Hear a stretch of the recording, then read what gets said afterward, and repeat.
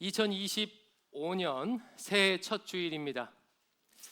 예년 같으면 지난 아픔은 묵은 해와 함께 떠나보내고 새해를 소망 가운데 시작합시다 라고 축복했겠지만 이번 연말 연초는 그런 말이 차마 떨어지지 않습니다.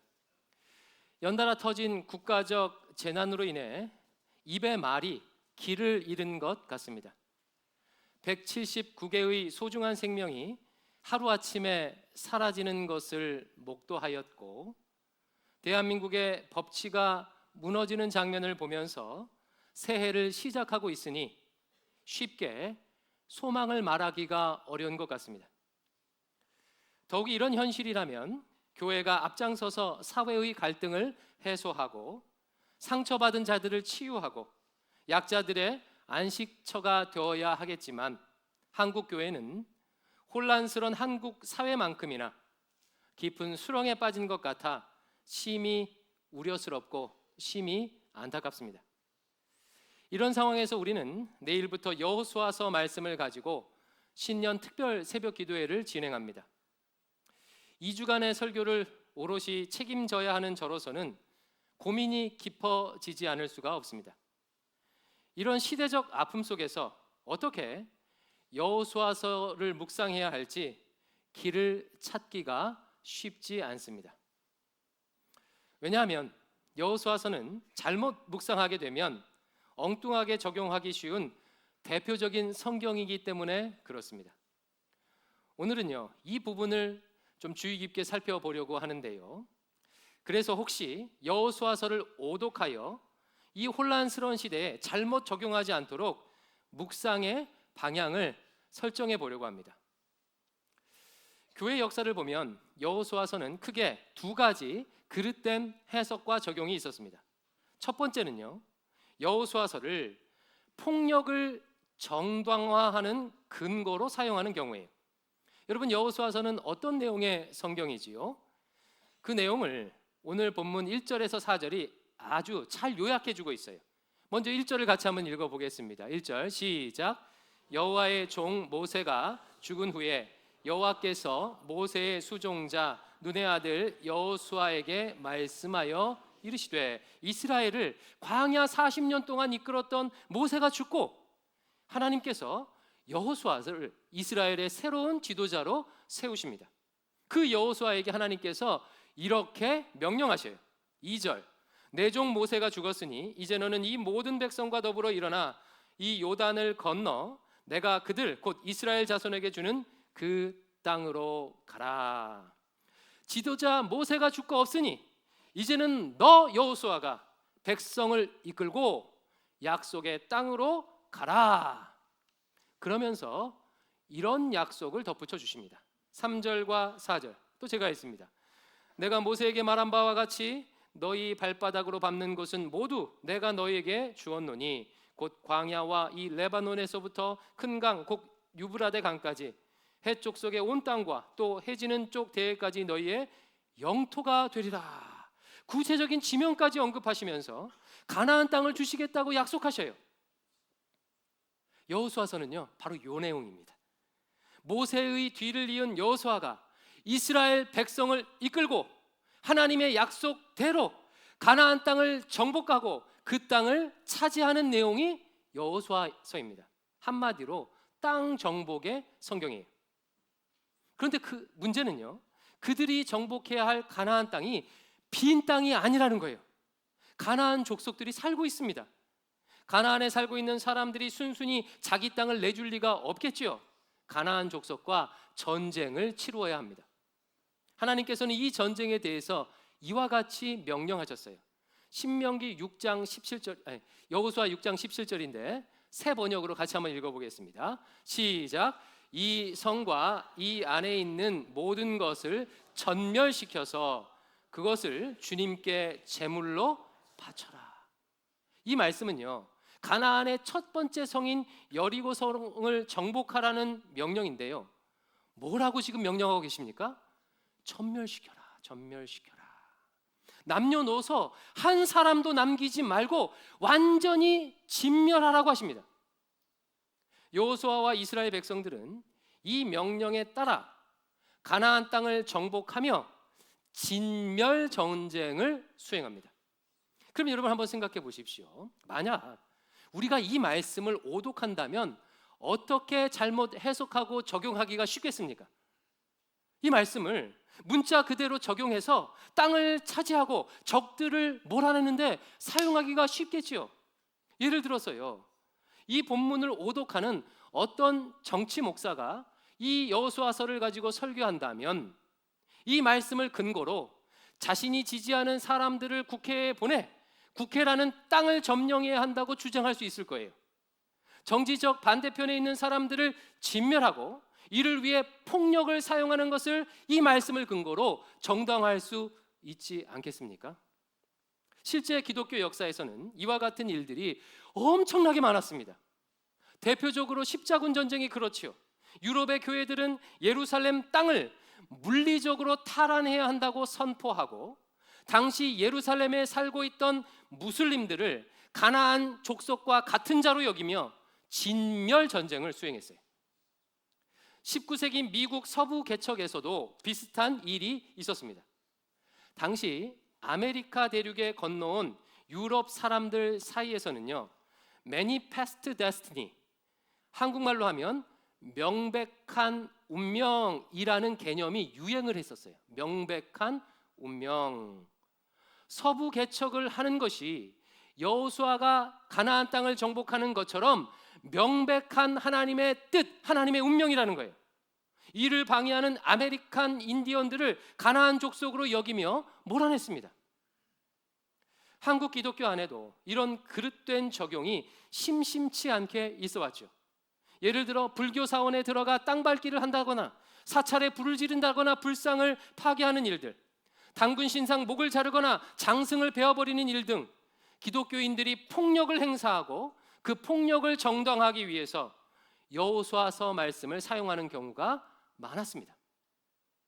이것이 첫 번째 오독이에요. 여호수아서에 대한. 그런데요, 더 심각한 오독은요, 두 번째입니다. 여호수아서를 오독하는 두 번째 경우는 첫 번째 경우보다 더 보편적이에요.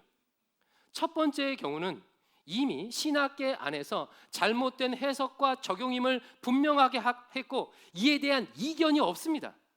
초대교회 교부들부터 여호수아서를 문자주의적으로 적용하면 안 된다고 가르쳐 왔어요. 반면에 두 번째 경우는요, 교회 안에 아주 만연합니다. 그래서 심각해요. 여러분 한번 추측해 보십시오. 여호수아서의 이 정복전쟁 기사를 잘못 해석하는 가장 보편적이고 일반적인 경우는 어떤 경우일까요? 여호수아서 말씀을 이스라엘의 성공 이야기로 해석하며 적용하는 거예요. 만약에 여호수아서를 이런 식으로 묵상하면 왕이 없던, 땅이 없던 이스라엘이 자기 땅을 가지게 된 이야기로 해석하고 적용하게 되면 이렇게 하기가 쉽습니다. 그래, 이스라엘 백성들이 힘도 약하고 무기도 변변하지 못했지만 하나님의 도우심으로 가나안 땅을 차지할 수 있었지. 그렇다면 나도 믿음만 있으면 하나님께서 내게 주신 땅을 차지할 수 있어. 나도 할 수 있어. 강하고 담대하자. 하나님 저를 판사, 변호사, 검사 되게 해주시옵소서. 그러면 제가 사법계를 하나님께 드리겠습니다. 그 땅을 정복하게 하소서. 하나님 사업이 성공하게 하소서. 제가 경제계를 하나님께 드리겠습니다. 경제계를 정복하게 하소서. 하나님께서 함께 하시면 예수 믿는 신자가 그 땅을 차지할 수 있다. 그 자리에 올라갈 수 있다. 저들은 우리 밥이다. 이 산지를 내게 주소서. 많이 들어보셨죠? 이런 식의 해석과 적용은 굉장히 믿음이 좋은 것 같고 듣기만 해도 가슴이 뛰는 것도 사실이지만 저는 이런 방식의 해석과 적용이 한국 교회의 신자를 망가뜨린 대표적인 원인 중 하나라고 생각합니다. 이런 해석과 적용은 하나님의 뜻이 이스라엘이 가나안 땅을 차지하는 것에 있다고 오해하도록 만들어요. 여러분께 묻겠습니다. 하나님께서 바라시는 것은 이스라엘 민족이 가나안 땅을 차지하는 것일까요? 한번 잘 생각해 보세요. 다른 민족이 아니고 이스라엘이 가나안 땅을 차지하는 것, 그것 자체를 하나님께서 바라시는 것일까요? 질문을 제가 한번 바꿔보겠습니다. 하나님께서 바라시는 것은 소위 기독교인이 대통령이 되고, 기독교인이 대법관이 되고, 기독교인이 사회 각 요직을 차지하고, 그래서 대한민국이 기독교 국가가 되는 것일까요? 여러분, 그렇지 않습니다. 그렇지 않아요. 이것을 아는 것이 정말 너무나도 중요합니다. 하나님의 원하심은요, 이스라엘이 가나안 땅을 차지하는 데 있지 않아요. 하나님의 뜻은 기독교인이 대통령이 되는 데 있지 않습니다.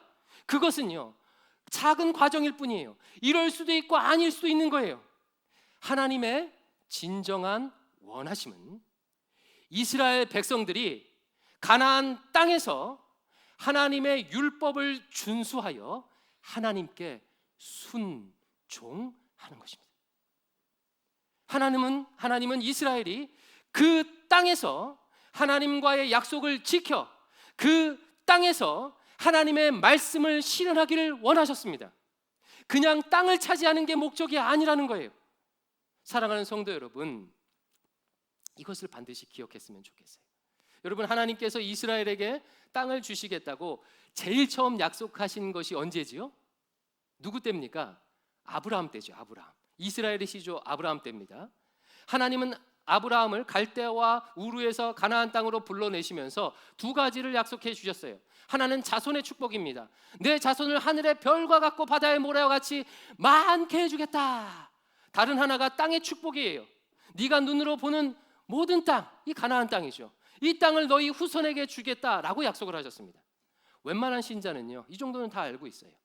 그런데 이 다음은 잘 몰라요. 자, 질문. 하나님께서 왜 하필 아브라함을 택하여 아브라함의 자손을 번창하게 하시고 아브라함의 후손들에게 땅을 주시겠다고 약속하셨습니까? 왜요? 왜 하필? 그저 이스라엘을 잘 살게 하려고 그런 것일까요? 그렇지 않습니다. 성경은 하나님께서 아브라함에게 자손 번창케 하고 땅을 주시려는 이유를 분명히 밝히고 있습니다. 창세기 12장 1절에서 3절 제가 읽습니다. 여호와께서 아브라함에게 이르시되 너는 너희 고향과 친척과 아비집을 떠나 내가 내게 보여줄 땅으로 가라. 가나안 땅이지요. 내가 너로 큰 민족을 이루고 내게 복을 주어 내 이름을 창대하게 하리니 너는 복이 될지라. 너를 축복하는 자에게는 내가 복을 내리고 너를 저주하는 자에게 내가 저주하리니. 이 다음이 중요해요.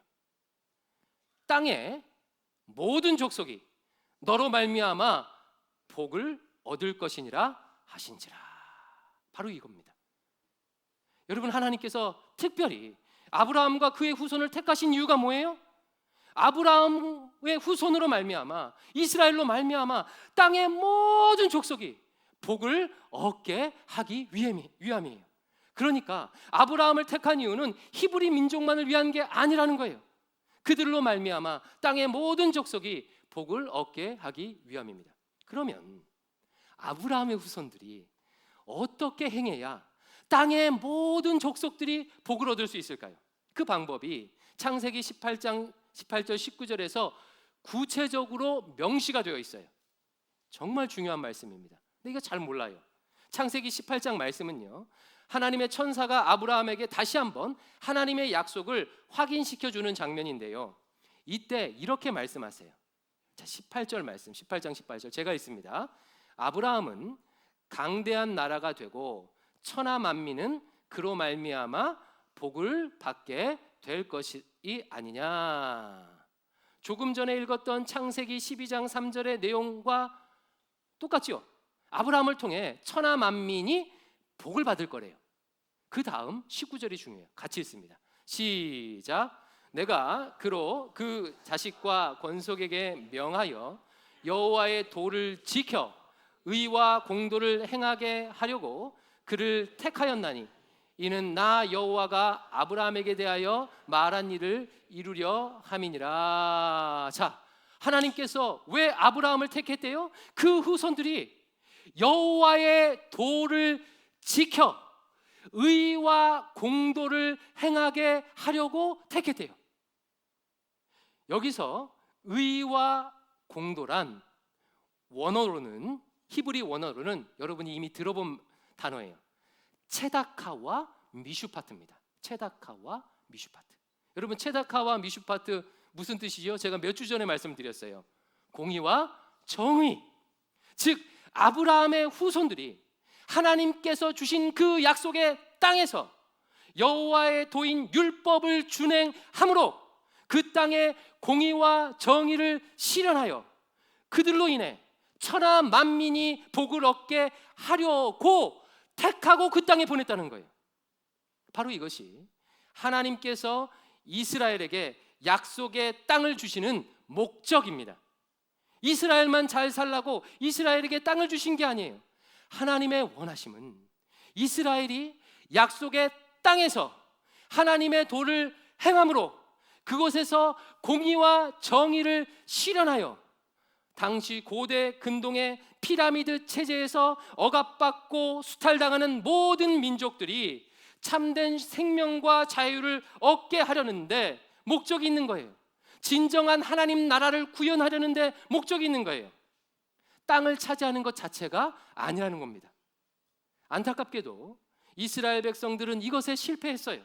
이스라엘 백성들은 가나안 땅에는 들어갔으나 그곳에서 여호와의 율법을 지키지 않았습니다. 하나님의 공의와 정의를 행하지 아니하고 당시 가나안 땅에 만연해 있던 피라미드 체제, 사람들을 차별하고 계급을 나누고 약자들을 학대하는 피라미드 질서를 그대로 도입했어요. 그들은 가나안 땅의 일부는 차지했으나 하나님의 뜻을 완전히 저버렸습니다. 역사 속의 기독교회도 마찬가지죠. 서기 313년 로마 황제 콘스탄틴 대제가 기독교를 인정하고 329년 데오도시우스 황제가 기독교를 로마의 정식 국교로 채택하면서 지중해 세계 전부가 크리스탄둠, 기독교 제국이 되었습니다. 그 땅에 태어난 모든 사람들은 태어날 때부터 기독교인인 거예요. 태어나면 그냥 영세 세례를 받아요. 왕은 교회의 허락에 의해 세워지고 성경은 모든 법 위에 있는 사회의 기준이 되었습니다. 여러분, 그러면 한번 생각해 보십시오. 생각해 보세요. 전 유럽이 기독교 국가가 되고 모든 사람들이 태어날 때부터 기독교인이 되면 그곳이 천국이 되어야 하지 않겠습니까? 어떤 곳이 되어야 하겠어요? 그렇잖아요. 그러나 역사가 보여주듯이 중세는 암흑이었어요. 로마 교회는 하나님의 도를 지키지 아니하고 공의와 정의를 실현하지 않았습니다. 애굽처럼, 가나안처럼, 바벨론처럼, 페르시아처럼 소수가 부와 권력을 독점하는 피라미드 체제를 만들고 사람들을 피부색으로, 성별로, 출신으로 차별하며 계급 사회를 만들었어요. 하나님의 형상으로 지음받은 한 인간의 소중한 고귀한 생명과 자유를 소중히 여기지 아니하고 사람을 수단으로 여기며 착취하고 억압했습니다. 한국교회도 마찬가지예요. 하나님께서는 일제의 침탈로부터 우리나라를 해방시켜 주셨습니다. 해방되자마자 세워진 재헌국회에는 기독교인이 3분의 1 가까이가 됩니다. 여러분, 놀랍지 않습니까? 재헌국회 처음 시작하는 국회의 국회의원 비율이 기독교인이 개신교인이 3분의 1 가까이가 됐어요. 1940년대 당시 남한의 개신교인 비율은요 5%가 안 됩니다. 그런데 재헌국회에 30%가 넘는 사람들이 개신교인이었다는 거예요. 심지어 초대 대통령이 장로였습니다. 1947년 5월에 있었던 국회 개원식에서 의장이었던 이승만 장로의 요청으로 이윤영 목사가 기도함으로 국회가 개원을 해요. 여러분, 놀랍지 않습니까? 우리나라의 첫 국회가요 하나님께 감사하는 기도를 시작한 거예요. 이 얼마나 놀라운 하나님의 은혜입니까? 정말 큰 축복이죠. 그러면 또 생각해 보세요. 여러분, 이쯤 되면 우리나라의 기독교인들로 인해서 어떤 일이 일어나야 될까요? 정의와 공의가 실현되어야 하지 않겠습니까? 그러나 우리가 알다시피 끔찍한 일들이 일어났어요. 대표적인 예로 서북 청년단이라 불리는 기독교인들이 제주 4.3 진압에 선봉에 섰습니다. 그들은 제주에 살고 있던 원주민들을 공산주의자로 몰아서 이스라엘 백성들이 가나안 주민들을 몰살하듯 제주도민들을 죽이는데 일조했어요. 이때 죽었던 사람만 최소 2만, 3만 가까이가 됩니다. 기독교인이 대통령이 되고 기독교인이 높은 자리에 올라가면, 기독교인이 땅을 차지하면, 그러면 다 되는 줄 알았는데 그게 아니었던 거예요. 그 땅에서 여호와의 도를 행하지 아니하고 공의와 정의를 실현하지 아니하니 비신자가 그 땅을 차지하는 것과 별반 다르지 않았던 거예요. 똑같은 악이 만연했던 것입니다. 결국 이스라엘은 하나님께서 주신 약속의 땅에서 여호와의 도를 행하지 아니하므로 그 약속의 땅에서 쫓겨납니다. 우리가 지난 가을 예레미야, 열왕기, 하, 호세와 아모스를 묵상하면서 그 쫓겨나는 과정을 우리가 살펴보았었지요. 한국교회도 비슷한 전철을 밟고 있습니다. 한국교회는 그동안 기독교인이 높은 곳에 올라가야 한다, 기독교인이 땅을 차지해야 한다라고 고지론을 주로 설파했습니다. 그리고 실제로 이스라엘이 가나안 땅을 어느 정도 차지했던 것처럼 어느 정도 목표를 성취했어요. 2015년을 기준으로 개신교인 숫자가 불교 숫자를 앞질러 개신교가 한국의 제1종교가 되었습니다. 세계에서 제일 큰 감리교회, 세계에서 제일 큰 장로교회, 세계에서 제일 큰 순복음교회가 이 대한민국 남한에 있습니다. 고위공직자 중에 기독교인이 언제나 3분의 1 가까이 됩니다. 하지만 안타깝게 그냥 땅만 차지했어요. 그냥 땅만 차지했어요. 그곳에서 여호와의 도를 행하지 아니하고 체다카와 미슈파트를 행하지 아니하므로 부끄러운 일들이, 부끄러운 기사들이 연일 쏟아져 나오고 있습니다. 그러면서 나머지 3분의 1을 점령하지 않아 이렇게 되었다고 주장하고 있습니다. 그러므로 사랑하는 성도 여러분, 여호수아서를 잘 묵상해야 합니다. 만약 여호수아서를 묵상하면서 그래, 여호수아처럼 하나님께서 함께 하시면 나도 그 땅을 차지할 수 있어, 높은 곳에 올라갈 수 있어 라는 식으로만 보면 여호수아서는 기독교인의 성공을 보장하는 기독교인용 자기 개발서에 지나지 않을 것입니다. 여호수아서는 이스라엘의 성공을 보여주려는 책이 아니에요. 기독교인이 세상에서 성공할 수 있다는 것을 약속해 주는 성경이 아닙니다. 여호수아서는 여호와의 율법을 준행하고 하나님의 말씀에 순종하는 것이 그 무엇보다도 중요함을 알려주는 성경이에요. 이제 앞으로 2주 동안 그것을 살펴보려고 합니다. 그래서 이번에 여호수아서를 묵상하면서 제가 세운 목표는 3가지입니다. 첫 번째 목표는요, 역사를 주관하시는 분이 하나님이심을 확실히 믿는 거예요. 역사를 주관하시는 분은 인간이 아니라 하나님이시구나, 하나님께서 이런 방향으로 역사를 주관하고 계시는구나 라는 것을 깨닫는 거. 이게 첫 번째 목표. 두 번째 목표는요, 내가 그 하나님의 역사의 한 부분임을, 작은 조각을 담당하는 한 부분임을 인정하는 것입니다. 하나님께서 나의 역사에 참여하는 것이 아니라 내가 하나님의 역사에 참여하는 것이구나, 나는 하나님의 역사의 작은 한 부분을 맡은 존재구나 라는 것을 깨닫는 게 두 번째 목표예요. 세 번째 목표는 내가 맡은 그 작은 한 부분에서의 영적 전투를 잘 치르는 비결을 배우는 겁니다.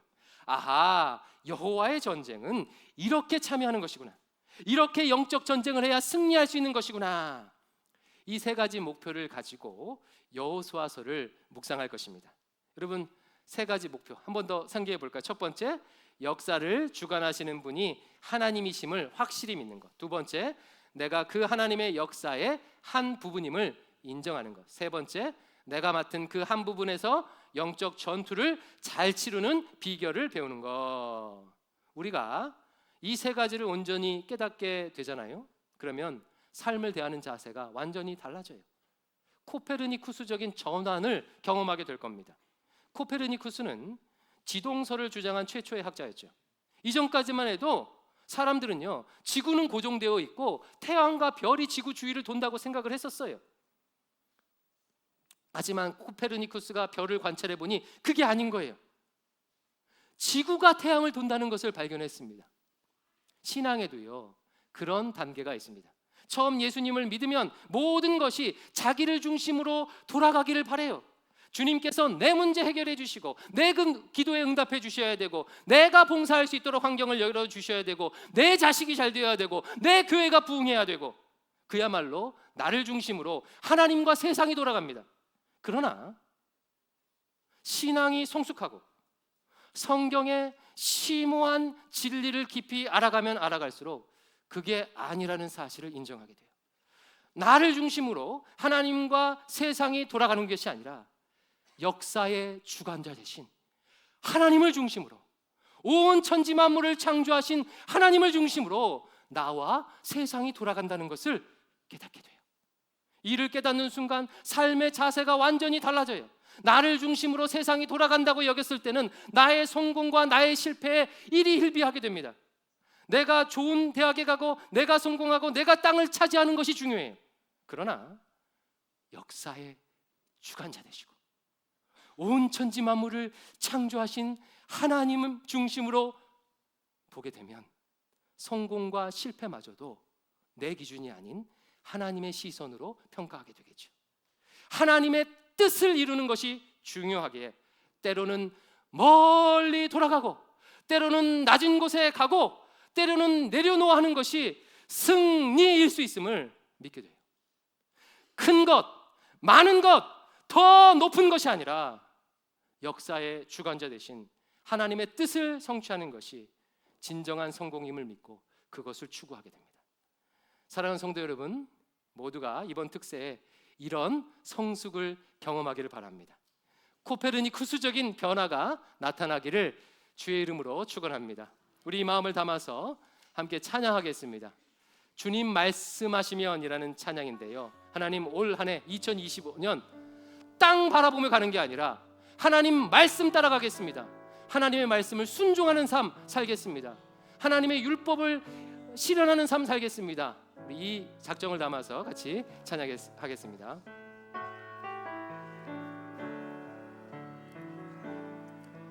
주님 말씀하시면 내가 나아가리다.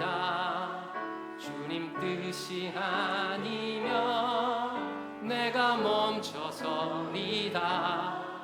나의 가고 서는 것 주님 뜻에 있으니, 오 주님 나를 주님 말씀하시면,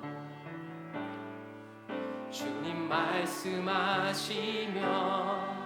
내가 나아가리다. 주님 뜻이 아니면 내가 멈춰서리다. 나의 가고 서는 것 주님 뜻에 있으니, 오 주님 나를 뜻하신 그곳에,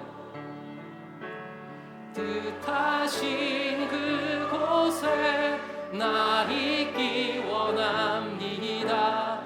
이끄시는 대로 순종하며 살리니, 연약한 내 영혼 통하여 일하소서. 주님 나라와 그 뜻은, 오 주님 나를 이끄소서. 오 주님 나를 우리 처음부터 다시 찬양합니다. 주님 말씀하시면, 주님 말씀하시면 내가 나아가리다. 주님 뜻이 아니면 내가 멈춰서리다. 나의 가고 서는 것 주님 뜻에 있으니, 오 주님 나를 뜻하신 그곳에, 뜻하신 그곳에 나 있기 원합니다. 이끄시는 대로 순종하며 살리니, 연약한 내 영혼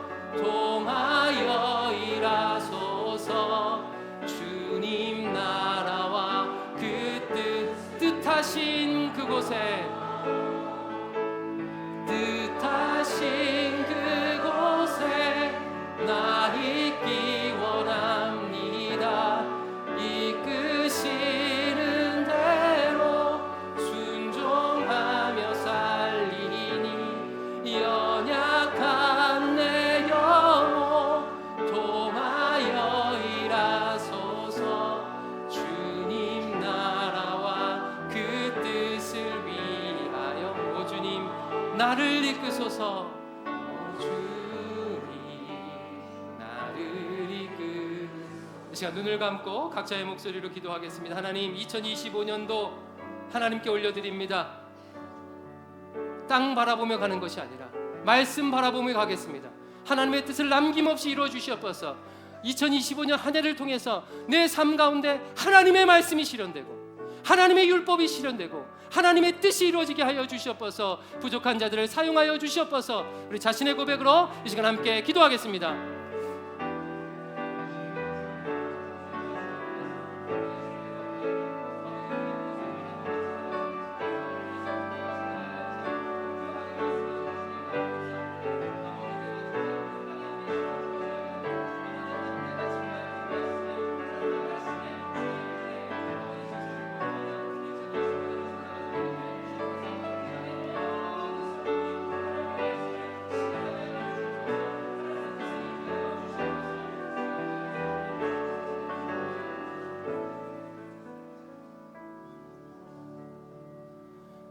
이 모든 말씀 우리 구주 예수님 이름으로 기도드리옵나이다.